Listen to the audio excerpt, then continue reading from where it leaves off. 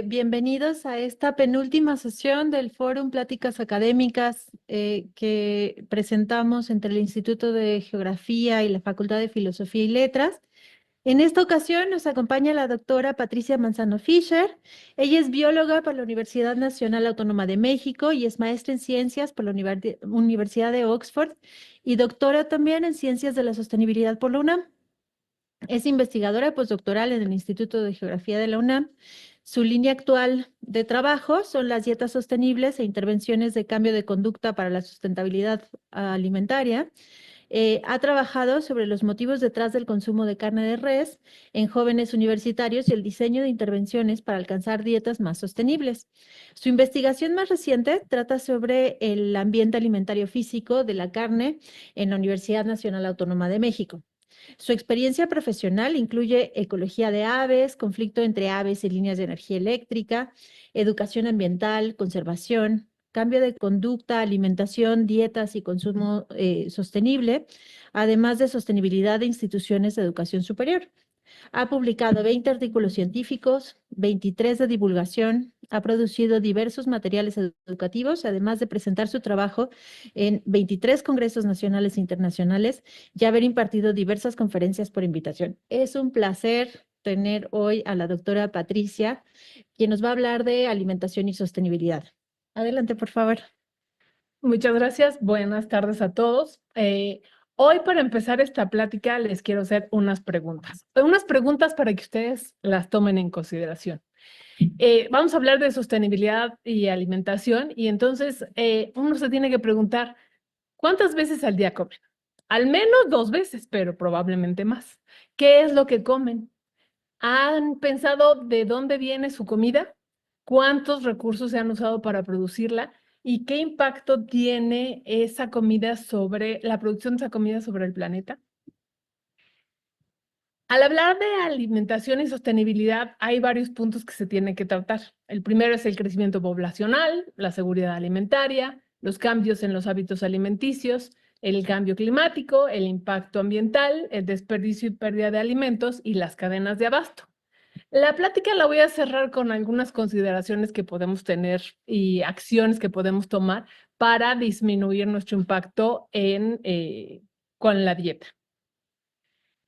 Para empezar, vamos a hablar sobre el crecimiento poblacional. Como ven en esta gráfica, la población del mundo sigue creciendo, ¿no? En 1900 eran 5.300 millones, pero para el año 2050 se espera que haya 10.000 millones de personas. ¿Por qué esto es un problema? Bueno, para alimentar a esos 10.000 millones de personas vamos a requerir 70% más de comida. Actualmente usamos el 50% de la superficie terrestre del planeta para agricultura. ¿Cómo vamos a incrementar esta producción de alimentos sin usar más tierras al tiempo que reducimos las emisiones de gases de efecto invernadero? Lo que se ha planteado es reducir el consumo de carne, mejorar la producción de carne y usar cultivos que son resilientes a los cambios climáticos. ¿Qué impactos tiene esta producción de alimentos? Primero, la agricultura es responsable del 80% de la deforestación. Usa el 70% del agua dulce que tenemos en el planeta. El 52% de la tierra, como les decía, está dedicado a agricultura y está degradada. Y el sistema alimentario libera 29% de los gases de efecto invernadero que causan el cambio climático y hace que tengamos todos estos problemas de tormentas y demás, pero lo vamos a ver un poco más adelante. Factores relacionados con la producción de alimentos causan el 70% de pérdida de la diversidad que tenemos en la Tierra. Y también causan el 50% de la pérdida de la diversidad en agua dulce y también en aguas marinas. El siguiente punto que vamos a ver es la parte de seguridad alimentaria. ¿Y qué es la seguridad alimentaria? Bueno, la seguridad alimentaria se da cuando todas las personas tienen acceso a alimentos suficientes, seguros y nutritivos de una manera continua. Todo el tiempo pueden acceder a esos alimentos. La seguridad alimentaria tiene 4 puntos. El primero es el acceso, el que todas las personas tengan acceso a suficientes alimentos y que la producción sea suficiente para abastecer de comida en mercados o en tiendas. El siguiente es, el primero es la disponibilidad, el segundo es el acceso. Y es que las personas deben tener facilidad de acceso a esos alimentos, ya sea en dinero o que les quede cercanos las tiendas o los lugares en donde se pueden conseguir esos alimentos. La tercera es la calidad. Los alimentos deben ser nutritivos, deben ser variados y deben ser inocuos. Esto quiere decir que no les causen enfermedades. Y que las personas puedan aprovecharlos de una manera adecuada y segura. Y finalmente tenemos la estabilidad. Esto se refiere a que esa disponibilidad y capacidad de cada persona para acceder a los alimentos es continua a lo largo del tiempo. Hay diferentes tipos de inseguridad alimentaria. Hay la crónica, cuando la gente de manera continua en el tiempo no tiene la capacidad para comprar, obtener o producir suficientes alimentos. Está la transitoria, y esto es cuando es de repente que no tiene capacidad para producir o acceder a los alimentos. Esto puede desembocar, por ejemplo, en hambrunas, como pasa muchas veces en el continente africano. Y también tenemos la estacional, y esto es cuando existen patrones cíclicos de falta de disponibilidad de acceso a los alimentos. Es temporal y se repite con el tiempo. Por ejemplo, cuando haya temporadas secas donde no se tiene suficiente agua para producir o cultivar los alimentos. La inseguridad alimentaria puede ser leve, puede ser moderada o puede ser grave. Y esto es cuando no se tiene la certidumbre de la leve es cuando no se tiene esa certidumbre de obtener alimentos. La moderada es cuando se compromete la calidad y la variedad de esos alimentos y se reduce su cantidad, provocando que la gente haya comidas que no haga que se salte algunas. La grave es cuando no se consume alimento durante un día o más durante el año. No, la gente no tiene dinero o recursos para llevar una dieta saludable y hay incertidumbre acerca de la capacidad para obtener el alimento. Cuando es grave, varias veces al año se quedan sin alimento. Esta inseguridad alimentaria se puede dar por diversas razones. Por especulación, cuando en los mercados, por ejemplo, se quiere subir el precio de un producto y entonces se retiran, por ejemplo, los granos, pues el trigo, maíz, arroz del mercado y entonces no hay esa disponibilidad de acceder a ese producto. Por el cambio climático, cuando el clima está cambiando y de repente tenemos sequías o tenemos inundaciones que dañan las cosechas. Cuando se usan los cultivos para producir etanol, se ha visto que el maíz, por ejemplo, se puede utilizar para producir combustible y entonces en vez de usarse el maíz para alimentos, se usa para producir estos combustibles. Cuando hay una disminución en la disponibilidad de agua, ya sea por sequías continuas, porque se cambian los cauces de ríos, por diferentes razones. Cuando los suelos, después de mucho tiempo de ser cultivados, empiezan a degradar y ya no tienen la cantidad de nutrientes necesarios para producir buenas cosechas. En caso de que hablemos de productos marinos, hay diferentes poblaciones de peces que se han visto reducidas y que ya no son suficientes para proveer suficiente alimento, sobre todo para las poblaciones que viven en las costas. Y también por una pérdida de biodiversidad. Hay muchas poblaciones indígenas que utilizan o utilizaban recursos de la selva o de los lugares donde viven, pero cuando se empieza a perder la selva, se empiezan a perder también esta diversidad de alimentos que ellos consumían en su dieta regularmente. Otro asunto en la sostenibilidad de la alimentación es el cambio en los hábitos alimenticios. El mundo ha ido cambiando de las dietas tradicionales para cada región hacia dietas más occidentalizadas, como se llaman. Y estas son dietas donde tienen una alta cantidad de grasas, de harinas refinadas y de azúcares refinados y muchos alimentos ultraprocesados. También comemos más carne. Conforme los países empiezan a aumentar sus ingresos y las poblaciones tienen más dinero para comprar alimentos, suelen comprar más carne.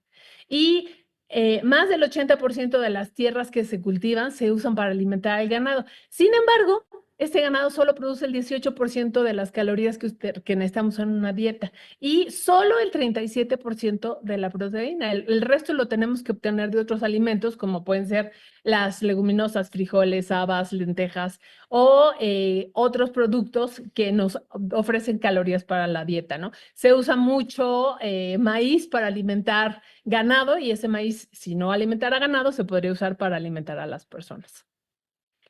Lo que se ha visto para alcanzar los objetivos de desarrollo sustentable a nivel mundial, de reducir el hambre, de tener salud y bienestar, de producir y consumir de manera responsable y para tener vida en los ecosistemas terrestres, se ha recomendado que se disminuya el consumo de carne y que se aumente el consumo de frutas, vegetales, legumbres y nueces y semillas. Otro punto a tratar es el cambio climático. Como les decía, los gases de efecto invernadero que se producen por diversos factores y diversas actividades humanas, entre ellas la producción de alimentos, han causado que empiece a haber más sequías, que empiece a haber tormentas mucho más fuertes, que haya huracanes como el que tocó en Acapulco el año pasado con una fuerza inusitada que antes no se presentaba y que cada vez son más comunes, y también que haya más incendios. El cambio climático es cuando se altera, hay una alteración cuantificable del estado del clima que se mantiene por un periodo largo y prolongado de tiempo. Ustedes podrán ver algunas noticias en donde dice que cada año es más caliente que el año anterior y cada vez se van calentando más y más. ¿Qué consecuencias tiene este cambio climático? El aumento de la temperatura del planeta. Se están acabando los hielos en los polos y en los glaciares. Apenas ayer estaba viendo que es el año que entra, creo, es cuando se espera que no haya hielo en el Ártico. Y eso es un problema grave. Luego hay apariciones de nuevas enfermedades, como nos pasó con el COVID. Cambios en los patrones de precipitación, aumento de huracanes que son más severos, hay pérdida en los hábitats, hay más sequías que llevan a más desiertos y a más olas de calor, y también hay pérdida de biodiversidad y extinción de especies.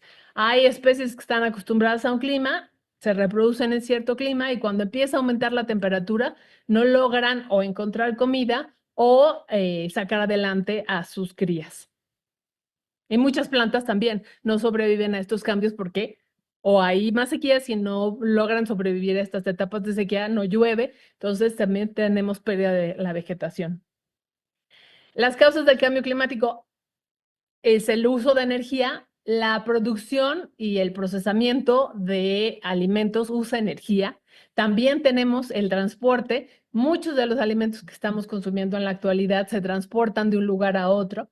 Y en términos de alimentación, los principales problemas son los fertilizantes, que son de origen fósil, de combustibles fósiles, de esos son fertilizantes que no son orgánicos, entonces se producen a partir de combustibles fósiles. Y la cría de ganado vacuno, de vacas, de reses, que libera una gran cantidad de óxido nitroso y de metano.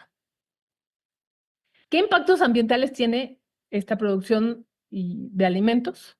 Bueno, en esta gráfica ustedes pueden ver que el 25% de todas las emisiones de gases de efecto invernadero a nivel global provienen de los alimentos. De ese 26%, el 58% viene de los productos animales, de la producción de carne y productos animales. Y dentro de ese 58%, el 50% de esas emisiones son tan solo de las reses y de las ovejas y de los corderos que producen metano. Entre los impactos que hay para el ambiente por el sistema alimentario, como les decía, está la pérdida de biodiversidad, la deforestación, la degradación y pérdida de hábitats, las emisiones de gas invernadero, de gases de efecto invernadero, la contaminación, el uso de agua dulce y el cambio de uso de suelo. Cada vez usan más espacios que antes eran selvas o bosques para cultivar, por ejemplo, soya para alimentar ganado. Y usamos cada vez más agua y además los fertilizantes y los plaguicidas contaminan el suelo. En términos de pérdida de especies y de ecosistemas, la Casa Chatham hizo una publicación que se llama El impacto del sistema alimentario en la pérdida de la biodiversidad desde el 2021. Y en ese reporte ellos dicen que nuestro sistema alimentario mundial es el principal impulsor de la pérdida de biodiversidad. La agricultura por sí sola es la amenaza identificada para 24,000 de las 28,000 especies en riesgo de extinción, el 86%. Y la tasa mundial de extinción de especies en la actualidad es más alta que la tasa promedio de los últimos 10,000 años. O sea, nuestras actividades están causando un aumento muy alto en la tasa de extinción de especies. Y los efectos de producir más alimento a un menor costo no se limitan a la pérdida de biodiversidad.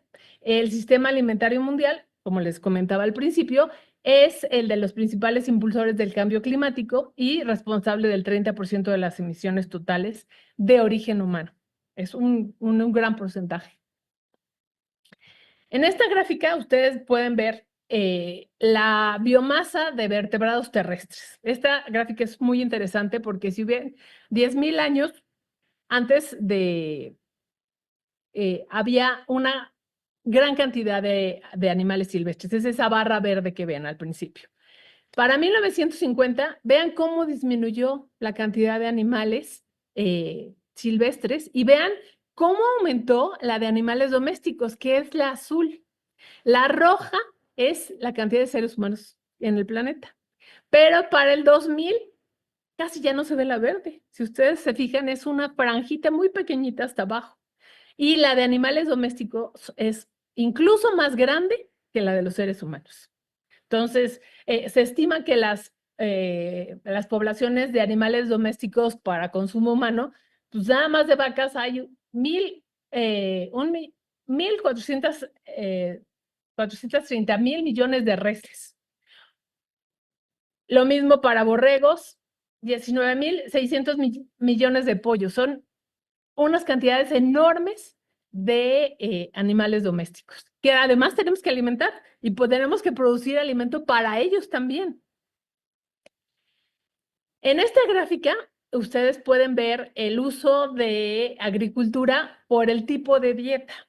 Entonces, en la primera franja rosita que ven, tienen la cantidad de consumo de comida para humanos, luego la de animales y luego la pastura. La pastura es la que se usa para las vacas y las reses.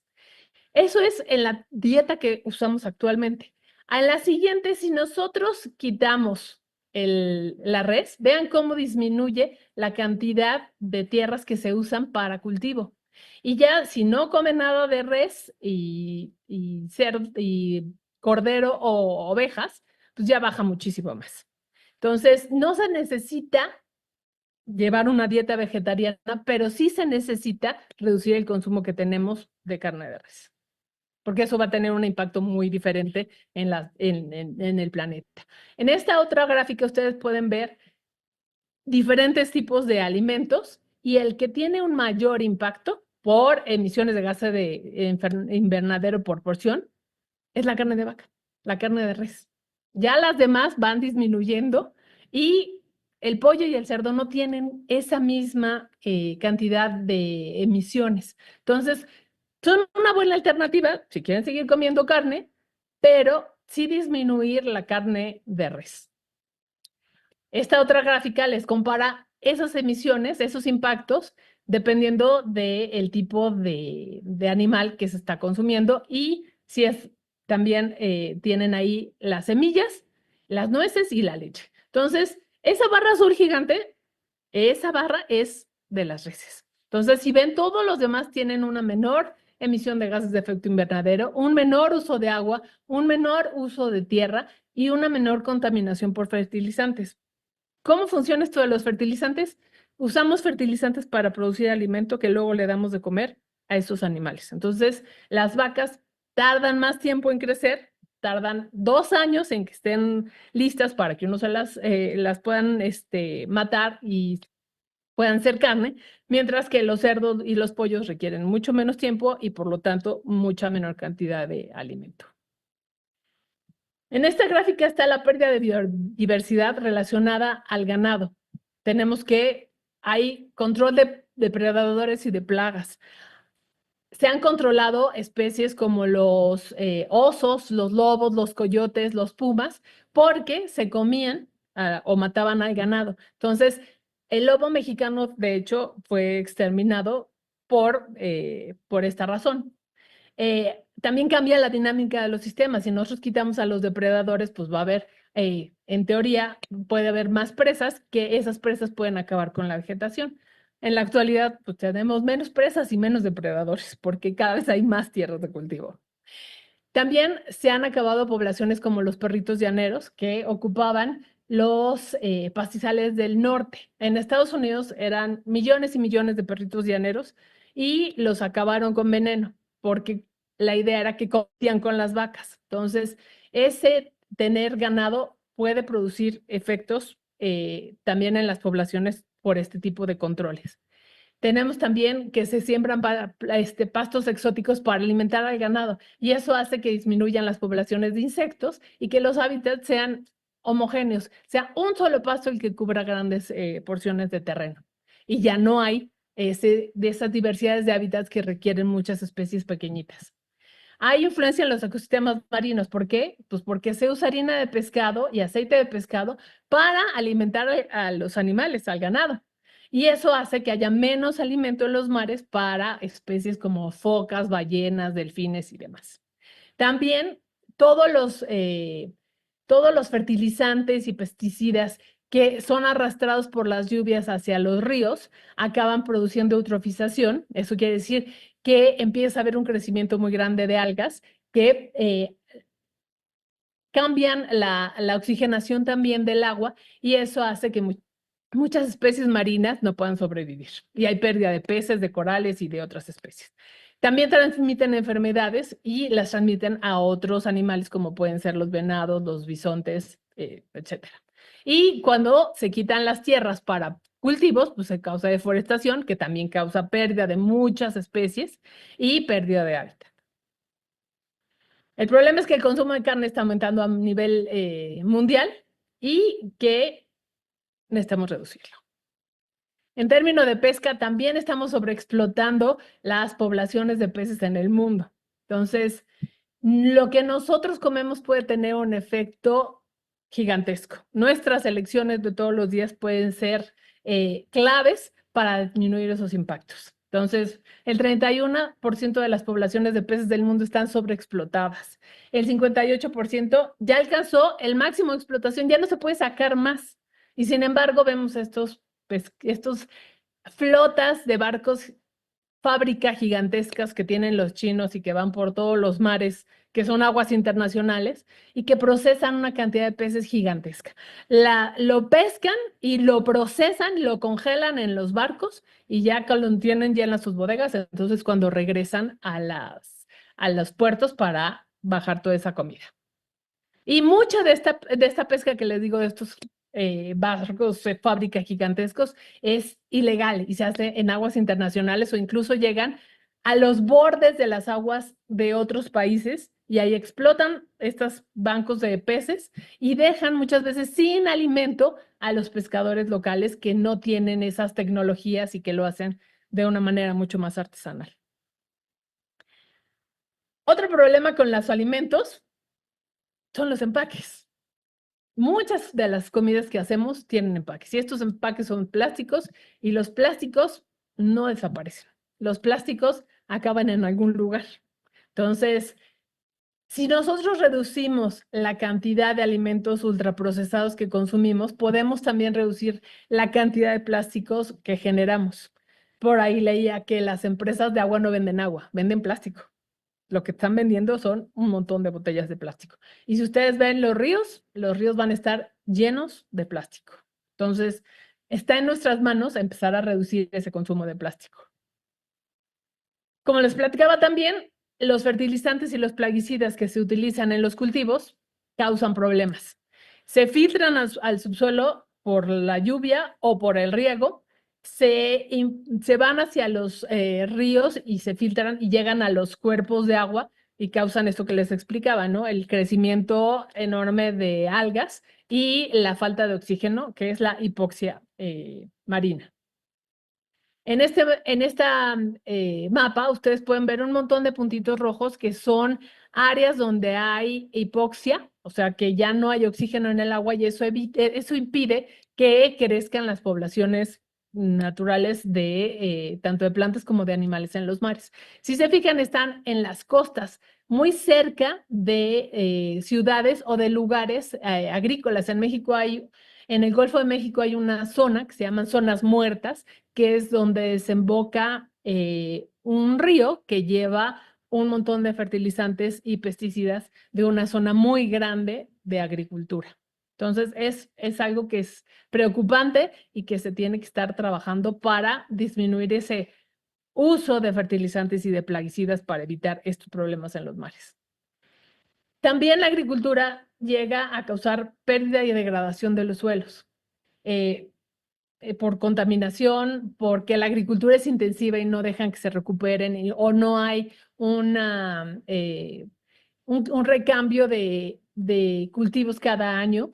Por erosión, las tierras se siembran en ciertas temporadas y en otras temporadas está el suelo desnudo, el viento y el agua se llevan el suelo, la capa de nutrientes que está hasta arriba. Se pierde esa materia orgánica, se agotan los nutrientes. Hay incluso salinización porque se usa agua para riego y se empiezan a acumular sales. También se empiezan a acidificar y a compactar. Entonces, cuando el suelo es muy compacto, si ustedes se fijan en los caminitos por donde la gente pasa, ahí ya no crece el pasto. Y no crece porque está tan compacto que ninguna semilla se va a poder abrir paso en esa tierra.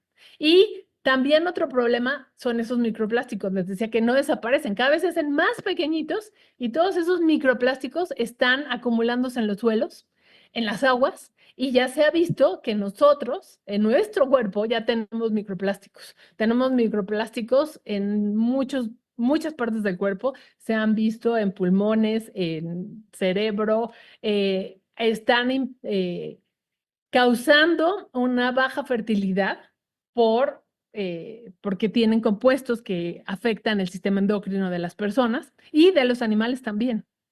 Entonces, no pensemos que al usar un plástico y tirarlo ya desaparece. Nunca va a desaparecer, se va a quedar aquí y lo único que va a pasar es que cada vez se va a hacer más pequeñito hasta que acabamos comiéndolo. ¿Por qué es importante el suelo? Bueno, pues es la base de este sistema alimentario, de nuestra producción de comida. Retiene el agua y retiene los nutrientes. El suelo, aunque no lo parezca, está lleno, bueno, un buen suelo debe estar lleno de vida y sostiene a 1/4 de la biodiversidad del planeta. Transforma la materia orgánica. Hay muchos animales como las lombrices, por ejemplo, que van transformando la materia orgánica que cae en la parte de arriba y la van mezclando y la van metiendo en las capas más profundas, más profundas del suelo. Nos ayuda a amortiguar los cambios de temperatura, nos ayuda a controlar las plagas y las malas hierbas. Un suelo sano nos ayuda a eso y también está directamente relacionado con la calidad y la cantidad de alimento que se produce. Si no tenemos un buen suelo, un suelo sano y lleno de nutrientes, los alimentos que va a producir pues, no van a ser así. Por eso también es ese uso de fertilizantes. Antes se usaban fertilizantes que venían de las granjas, ¿no? Uno tenía los animales y los excrementos de los animales se usaban como fertilizante. Cuando se descubrieron los fertilizantes químicos, eso se olvidó. Todos esos desechos de los animales acaban contaminando el suelo porque no se usan para lo que antes usaban, que era para fertilizar el suelo. Y todos esos fertilizantes que estamos metiendo en el suelo están causando problemas que les dije anteriormente. Entonces, tenemos que hacer una gran transformación de nuestro sistema alimentario, de la forma como estamos produciendo alimentos. Esto es lo siguiente, ¿no? en vez de tener esos gigantescos monocultivos en donde todo es una producción industrializada, lo que se está proponiendo es la agroecología, en donde se tienen parcelas más pequeñas con muchos diferentes tipos de plantas y con mucha diversidad de alimentos. Esto ayuda a que las poblaciones locales, sobre todo, puedan obtener su alimento. ¿Por qué es importante eso de que las poblaciones locales puedan tener alimento? Bueno, ahorita se los voy a contar. Vamos primero con la pérdida y el desperdicio de alimentos.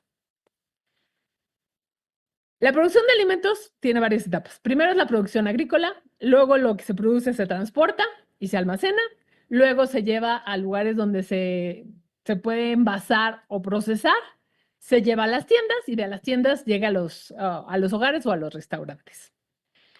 Hay diferentes causas por las que la comida se va perdiendo. Se puede perder por criterios estéticos. Y esto es lo que se dice, las frutas y las verduras feas. No nos gusta. Cuando vamos al mercado, pues siempre queremos los jitomates más rojitos, las manzanas que no tengan ninguna manchita, las zanahorias que son con la forma en que nos imaginamos una zanahoria, ¿no? Lo que no cubre esos criterios estéticos muchas veces se tira. El clima hace que se pierda mucho alimento por sequías, tormentas, huracanes y diferentes cosas. Luego, cuando hay excedentes, que es lo que les platicaba al principio, ¿no? Si hay excedentes, muchas veces lo que se hace es que se retira del mercado para que suban los precios. Y cuando hay una sobreproducción, pues también puede resultar no lucrativo cuando hay un precio que es muy bajo. Los agricultores no les conviene ni siquiera, no sacan ni siquiera el dinero para cubrir el transporte, para llevar ese alimento a una ciudad y muchas veces lo tiran. Entonces, eso es grave porque nos ha costado una gran cantidad de recursos producirlo y si se pierde, pues estamos perdiendo no solo el alimento, sino todos esos recursos que se usaron. Estos son dos ejemplos de verduras feas, ¿no? Entonces, cuando no tienen la forma que nos gustan, no las escogemos. Entonces, si van a hacer una sopa, no importa que esté fea, usen esas verduras feas para hacer cosas en las que no importa que estén feas. Entonces, siguen siendo nutritivas, siguen siendo alimento, pero solo hay que tener creatividad para usarlas. Ahí en Europa se ha hecho lo que se llama la revolución en defensa de las verduras feas. Y entonces hay lugares en donde se venden verduras feas que tienen un menor costo y entonces la gente puede acceder a un alimento nutritivo a un menor costo, no se desperdicia, entonces todos ganan. Eso nos falta acá en México. Bueno, de hecho no. Un día que fui a la central de abastos, resulta que afuera de muchos de los puestos tienen unas cajitas en donde ponen estas verduras feas o las frutas que ya están en el límite, que ya no van a poder vender el resto de la semana. Entonces, en la central de abastos sí hay esas cajitas en donde se aprovecha este alimento. Un tercio de la producción mundial de alimentos se pierde o se desperdicia. Es muchísimo, muchísimo. Lo que más se pierde y se desperdicia son frutas y verduras. Esto porque tiene un cierto tiempo de vida. Entonces, si no lo aprovechamos en ese tiempo, pues ya se echan a perder. No es lo mismo que los alimentos ultraprocesados que pueden durar años en los anaqueles, ¿no? Entonces, se llama pérdida cuando esto ocurre en la parte de producción, ¿no? Producción, pues cosecha, el procesado, hasta un poco antes de la distribución. Y se llama desperdicio cuando eso ya se distribuyó y ya está en manos de los minoristas, los servicios de alimentos o los consumidores. Entonces, esto es importante porque dependiendo del término es en la etapa de la cadena en la que está ocurriendo esa pérdida o el desperdicio de los alimentos. Mucho, sobre todo en los países de Latinoamérica o en países del sur global, se pierde en la producción agrícola y en el manejo y el almacenamiento. Esto porque no se tiene, por ejemplo, las cámaras frigoríficas para mantener los alimentos frescos, porque se tarda el transporte, porque no hubo mano de obra suficiente para colectar las cosechas, por muchas razones. Se pierde menos en el procesado y en la distribución y luego otra vez sube cuando llega a nuestras casas. El desperdicio de alimentos, si nosotros pusiéramos un mapa de todas las cantidad de emisiones de gases de efecto invernadero por país, la pérdida de alimento estaría solo detrás de China y de Estados Unidos, que son los principales productores de emisiones de gases de efecto invernadero. Entonces, es un problema bastante grave. Ya que llega la etapa del consumo, o sea, en nuestras casas, ¿por qué motivos tiramos los alimentos? Uno, porque nos sobra. O sea, hacemos la comida y lo que sobra se queda en un topercito ahí al fondo, se olvida y a la hora que lo abrimos, pues ya se echó a perder, ¿no? Porque son productos que están deteriorados porque no se conservaron o almacenaron bien o porque ya pasó mucho tiempo. Porque son productos caducos. Muchas veces, por ejemplo, vemos los yogurts que tienen una fecha de caducidad. Bueno, esa no es real, en realidad ustedes sí pueden comerse ese yogur pasado ese tiempo. Entonces, no siempre las normas de la industria les piden que pongan fechas de caducidad, pero no siempre esas fechas de caducidad son reales. Entonces, siempre hay que revisar los alimentos y ver si sí están en buen estado y si están en buen estado, pues uno se los puede comer. Si tiene una fecha de caducidad de un mes, pero uno lo dejó mal almacenado fuera del refrigerador, pues a lo mejor ya se va a echar a perder mucho antes, ¿no? Entonces, siempre hay que revisar. Otro porque cocinamos en exceso o preparamos la comida de manera inapropiada, se echa a perder.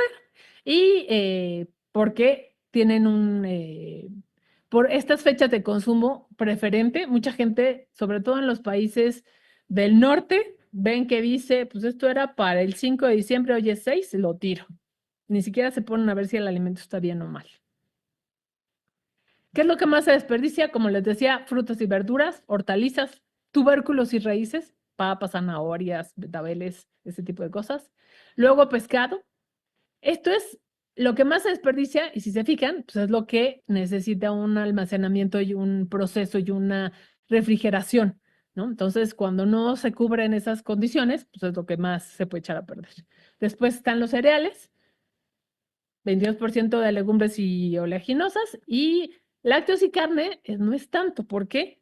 Porque nos cuestan más. Entonces, si no cuesta más, pues lo cuidamos más, ¿verdad? ¿Qué podemos hacer para evitar este desperdicio de alimentos? Planear las compras y los menús. Aprovechar la comida sobrante. Hacer algo más con esa, ¿no? Si hoy fue el guisado, mañana pueden ser taquitos de ese guisado. O se puede hacer una sopa con las verduras que sobraron. Se puede congelar y entonces pues ya tienen la comida lista para otro día. Se puede comprar en menores cantidades. Muchas veces está la oferta, ¿no? Es que hoy son 3 kilos por 50 pesos, pero te sale más caro si compras 1 kilo. Pero si no te vas a comprar, no te vas a comer 3 kilos, pues se te van a echar a perder. Entonces siempre hay que considerar cuál es nuestra capacidad de comer para no echar a perder lo que no nos vamos a comer. Y esta parte de revisar las fechas de caducidad, que no siempre son exactas. Luego tenemos la parte de las cadenas de abasto de alimentos. Estas pueden ser cortas, medianas o largas. Mientras más cortas, pues tenemos menos emisiones de gases de efecto invernadero, tenemos menos transporte, menos almacenamiento, menos procesamiento. Y las más cortas, cuando ustedes tienen su huerto, y de ahí se va su plato. Después tenemos al agricultor, lo transportan y se va su plato. Las medianas ya incluyen un intermediario, que es ese mercado. Entonces, el mercado te lo va a vender y ya de ahí pasa al consumo. Y las largas pueden ser muy largas. Pueden ser del agricultor, se transporta, luego se empaca y se distribuye, luego llega a un supermercado y luego al plato.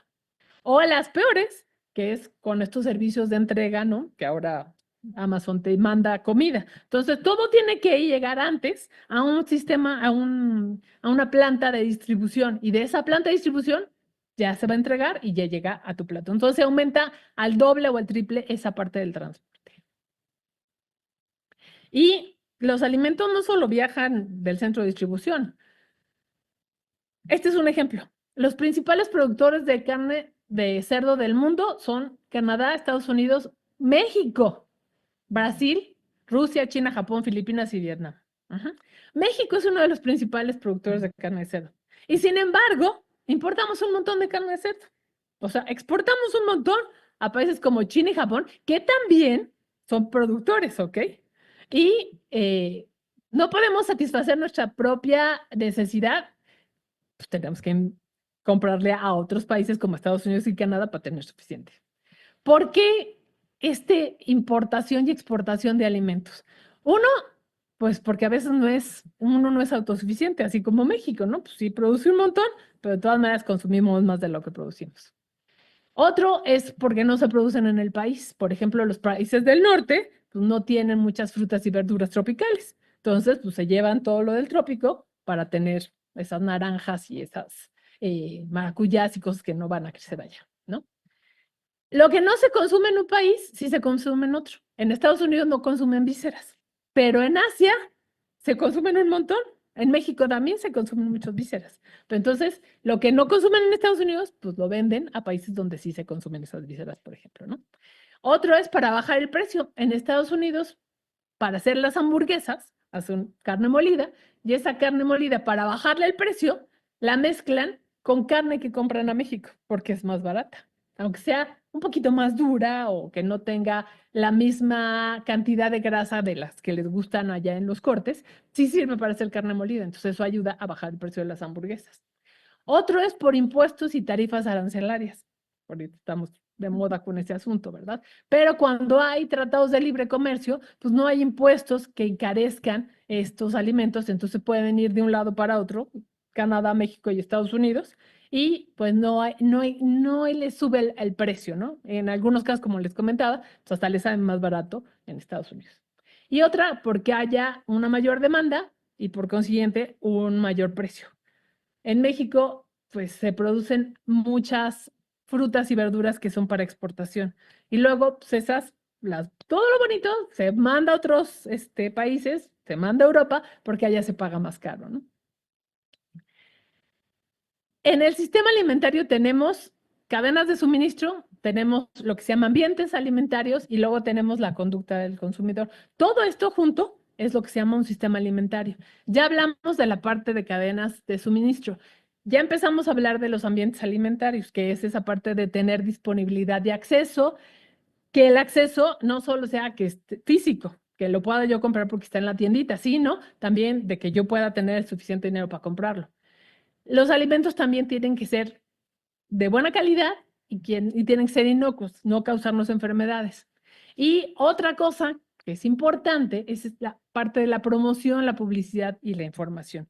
Y aquí los alimentos ultraprocesados, digamos que hacen uso y abuso de esta promoción, publicidad de información, ¿no? Y nos lo venden por anuncios, por televisión, por radio, por todos los medios que se puedan, ¿no? La siguiente es nuestra conducta como consumidores. ¿Qué elegimos para comer? ¿Qué compramos? ¿Qué preparamos? ¿Qué cocinamos? ¿Qué almacenamos? ¿Qué consumimos? Y aquí gran parte de la sostenibilidad alimentaria puede estar muy relacionada con esa conducta que tenemos nosotros y de lo que comemos y de lo que compramos. Hay en muchos lugares lo que se llama desiertos alimentarios y son áreas donde los habitantes tienen poca o nula disponibilidad de alimentos asequibles, saludables, porque no hay tiendas que los vendan o mercados que estén a una distancia conveniente. Son lugares donde no se puede acceder a esos alimentos. Yo estuve un tiempo en Chihuahua, en un pueblito en medio del pastizal, donde llegaba una camionetita cada semana a vender un poquito de fruta y verdura, que ya para cuando llegaba al pueblo, pues ya estaban todos deshidratados y feos y era caro, pero era lo único que llegaba. No había otra forma de comprar esos alimentos. Eso fue hace muchos años. Ahora ya ha ido cambiando, pero hay muchos lugares así donde el alimento no llega. Hay otro que se llama pantanos alimentarios, que son comunidades donde abundan las cadenas de comida rápida y las tiendas de conveniencia y que inundan con opciones de alimentos poco saludables a esas poblaciones. Y muchas veces llega a ser más barato. En Estados Unidos hay muchos pantanos alimentarios y para la gente es mucho más barato que su familia coma en un McDonald's que comprar frutas y verduras porque llegan a ser muy caras, ¿no? Lo cual es un problema de salud, presentan obesidad, presentan desnutrición y no obtienen lo que requieren en términos de comida. Y hay los oasis alimentarios, donde hay supermercados, tiendas de frutas y verduras, y todos los alimentos que se pueden conseguir son saludables, están accesibles, asequibles, o sea, los pueden comprar con el dinero que tienen y están a una distancia conveniente, pueden ir caminando o no tienen que irse en taxi o en un camión cargando 3 bolsas de comida, ¿no? ¿Cómo podemos lograr una alimentación sostenible? Un sistema alimentario sostenible tiene que producir menos emisiones de gases de efecto invernadero, tiene que estar adaptado a este cambio climático. Se está trabajando, por ejemplo, con variedades de arroz que requieren menos agua, porque normalmente los cultivos de arroz son zonas inundables, pero pues eso requiere mucha agua. Entonces ya se están haciendo variedades de arroz que requieren menos agua. Tiene que recuperar esos suelos degradados, o sea, cambiar de esos monocultivos a cultivos alternados o a una agroecología en donde se cultiven más variedades. Tiene que proteger y recuperar la biodiversidad. Esto implica que no sigamos abriendo más campos de cultivo, sino que empecemos a producir en esos que ya tenemos lo que necesitamos. Es un sistema que use menos agua.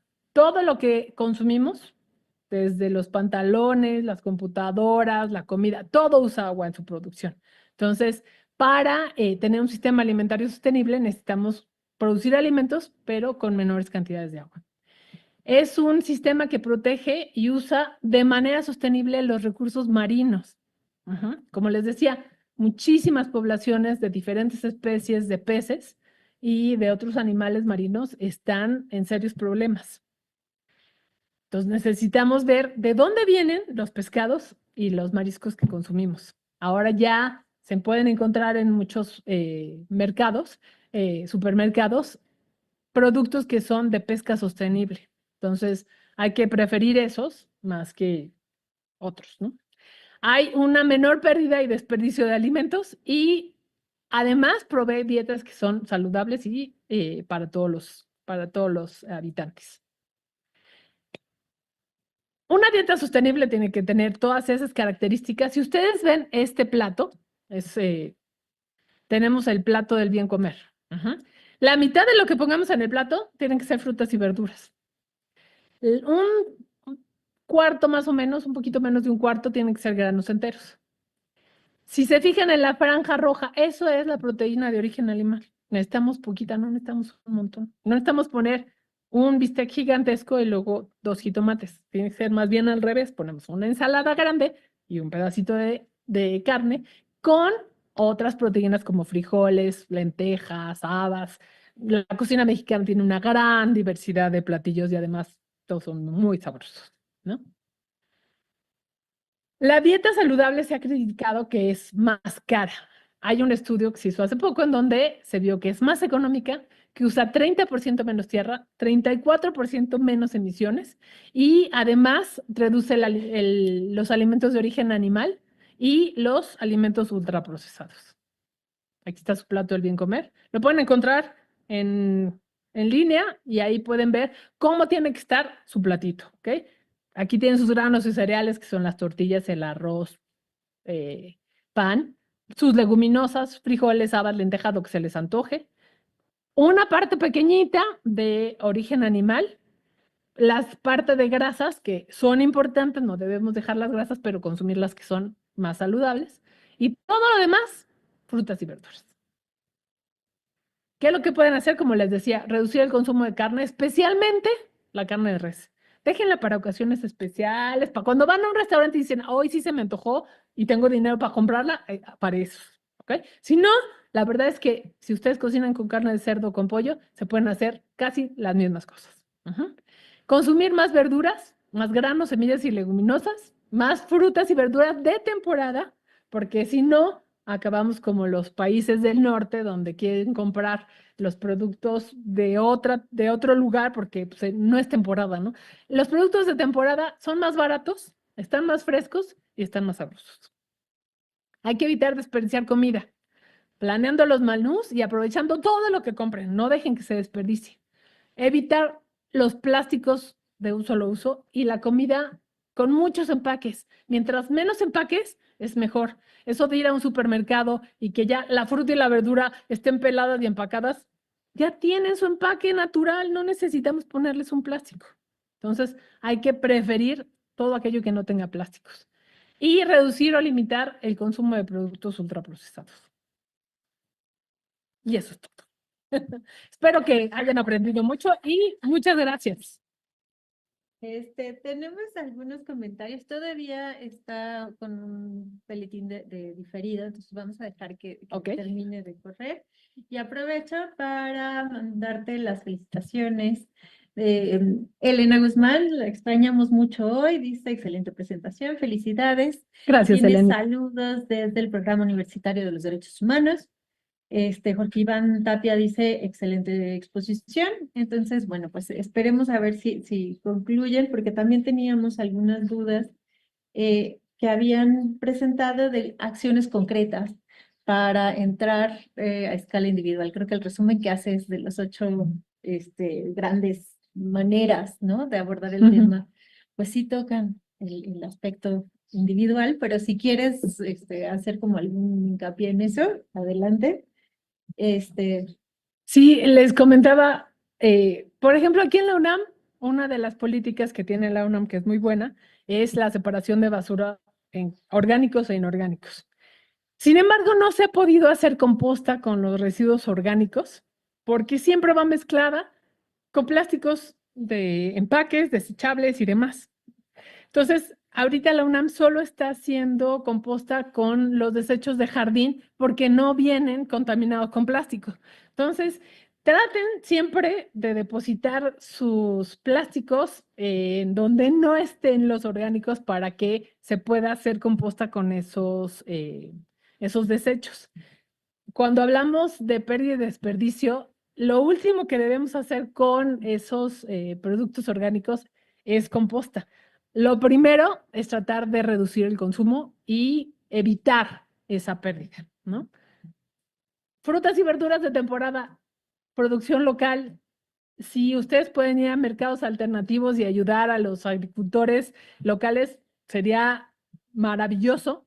Obviamente no van a tener la misma diversidad de cosas que cuando ustedes van al supermercado, pero pueden estar seguros que viajó menos y que son productos por lo general orgánicos y hechos con mucho cariño por nuestros agricultores. Entonces, si pueden comprarles, apoyen esas cadenas de mercados alternativos y mercados locales, por favor. Muy bien, pues mencionabas, por ejemplo, lo de las verduras feas, que es algo Sí. que en algunos países están incluso impulsando como pues una política de Estado, ¿no? Decir, Sí. se prohíbe, en Francia prohíben el desperdicio de alimentos y le dan una pues caracterización como de orgullo a las verduras y frutas feas. En Japón también me parece que tienen mercados de primera, de segunda y de tercera, ¿no? De frutas, donde a lo mejor un melón te puede costar desde $180 hasta lo normal que pagarías por un melón. Y en México, pues nos hemos tardado mucho en entrarle a eso. Creo que el último estudio que tenemos de desperdicio y eso lo hicieron desde el Banco Mundial y hace ya muchos años, ¿no?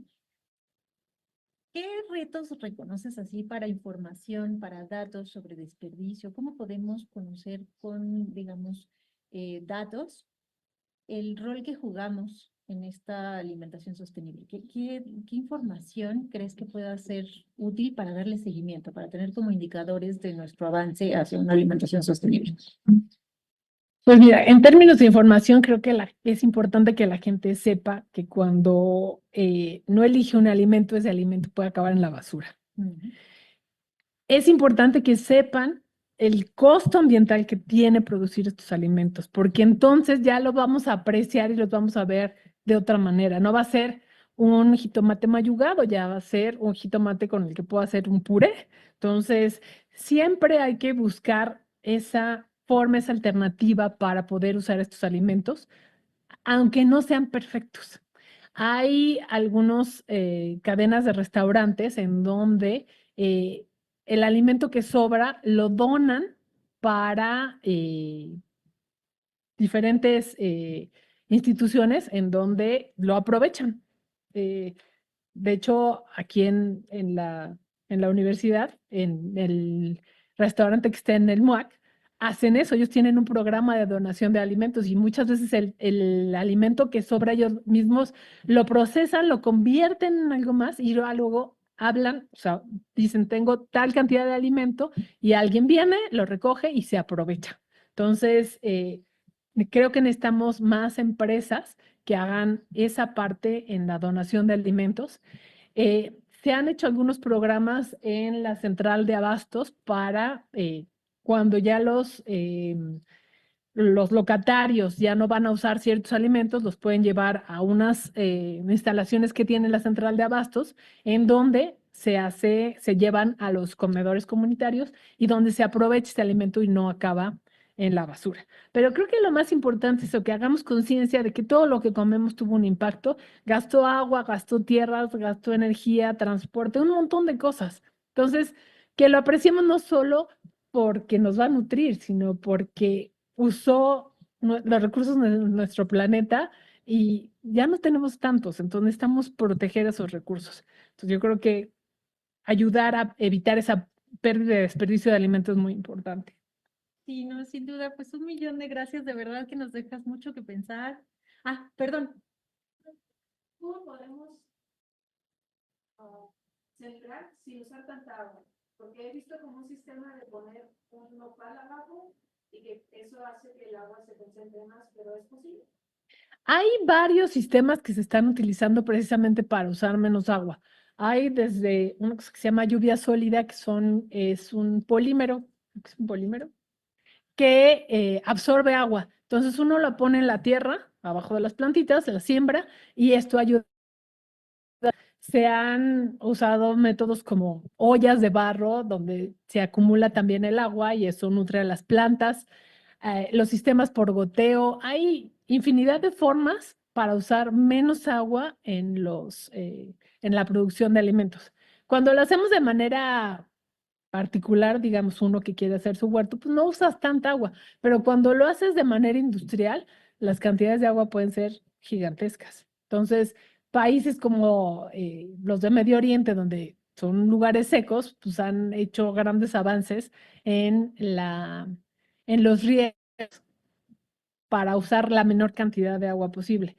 Ya también se están haciendo grandes invernaderos para producir alimento, entonces en vez de usar una superficie muy extensa, están haciéndolo hacia arriba y tienen grandes producciones de alimento y con poca agua y gastando mucho menos recursos. Entonces, creo que la tecnología tiene que ir avanzando hacia esa meta de usar la menor cantidad de recursos para producir la mayor cantidad de alimento y también que haya una distribución justa y adecuada de esos alimentos, porque producimos suficiente para alimentar todo el planeta y sin embargo tenemos poblaciones que no tienen alimentos. Entonces, eso es un problema gravísimo de equidad en donde necesitamos como humanidad poder distribuir los alimentos a todas las personas que lo necesiten, lo mismo que el agua y otras cosas que están incluidas en lo que se llama salud planetaria, ¿no? El tener diversidad, el tener naturaleza, el tener ambientes saludables, aire limpio, océanos sanos, ¿no? Pero todavía necesitamos trabajar mucho para poder tener esa equidad en la distribución de alimentos. Sí, sin duda. Pues si ya no tenemos más comentarios, dudas, pues agradecerte muchísimo, de verdad que es bien interesante. Tenemos mucho que hacer, ¿no? Y nos urge ponernos manos a la obra porque esto es algo que hacemos todos los días. Todos los días. Tenemos que Al menos tomar 3 veces acción. al día Al menos. puedes elegir tener un menor impacto. Sí, es Todos una los días. decisión constante, ¿no? Sí. Entonces nuestro impacto para evitar eso es muy grande. Muy bien, pues muchísimas gracias por invitarnos a ver este gran problema. Agradezco muchísimo a Ashley, a Daya, que sin ellas esto no sale adelante, a nuestra querida Elenita, que está desde el instituto, a todo el equipo que nos apoya desde allá. a la doctora Marisabel Vázquez y a Tere Sánchez, que son quienes impulsan la iniciativa acá, y aquí a nuestra querida directora, a María Frances Rodríguez Van Gort, que también le da impulso a este esfuerzo. Con esta plática nos despedimos a todas las personas que nos ven en línea. Los invitamos, vamos a hacer un cambio, un ajuste de fecha. A partir del próximo semestre lo vamos a tener los días martes o miércoles, estamos por decidirlo, pero en cuanto salga el cartel lo van a poder consultar. Los invitamos a continuar con este esfuerzo de compartir lo que vamos haciendo desde la academia en el Instituto de Geografía, desde el Colegio de Geografía aquí en la Facultad de Filosofía y Letras. A todos, muy felices fiestas. Les dejo nada más una invitación. Nos falta la complementaria a esta que va a ser en el Instituto de Geografía. Ya casi al final del semestre, el 10 de diciembre, estará el doctor Gonzalo Hachkuri, que nos hablará de análisis de conflictos por agua subterránea en México, particularidades y retos. Entonces, a las 12 del día los invitamos a seguir esta conversación, a asistir, si pueden, al auditorio del Instituto de Geografía. Y pues muchísimas gracias a todos por su tiempo y esperemos que les sigan gustando estas pláticas. Gracias y hasta luego. Muchas gracias.